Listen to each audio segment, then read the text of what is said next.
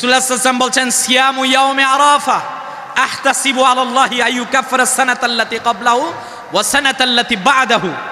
আল্লাহর হাবিব সাল্লাল্লাহু আলাইহি ওয়াসাল্লাম বলছেন আমি আশাবাদী কেউ যদি আরাফার রোজাটি রাখে তাহলে তার পূর্বের 1 বৎসর আর পরের 1 বৎসর এই 2 বৎসরের জীবনের গুনাহ খাতা আল্লাহ মাফ করে দিবেন।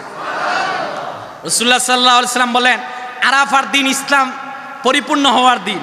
রাসূলুল্লাহ সাল্লাল্লাহু আলাইহি ওয়াসাল্লাম বলছেন এই দিন গুনাহ মাফের দিন।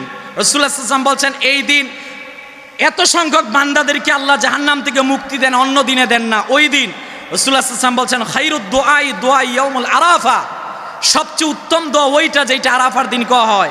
রাসূলুল্লাহ সাল্লাল্লাহু আলাইহি ওয়াসাল্লাম বলছেন এই আরাফার দিনের মধ্যে বান্দা তার আত্মশুদ্ধি করবে। রাসূল শিক্ষা দিলেন লা ইলাহা ইল্লাল্লাহু ওয়াহদাহু লা শারীকা লাহু লাহুল মুলকু ওয়া লাহুল হামদু ওয়া হুয়া আলা কুল্লি শাইইন কাদির। এই দোয়া এই আরাফার দিবসের মধ্যে পড়ো।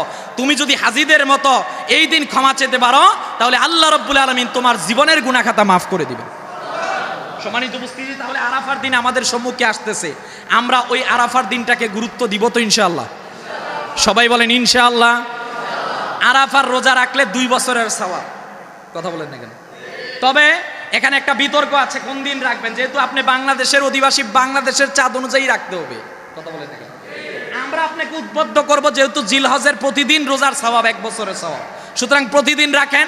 তবে বাংলাদেশের ভূখণ্ড অনুযায়ী যেইটা হবে, আপনার দেশে ঈদ হচ্ছে বৃহস্পতিবার বুধবারের রোজা। কথা বলেন না কেন?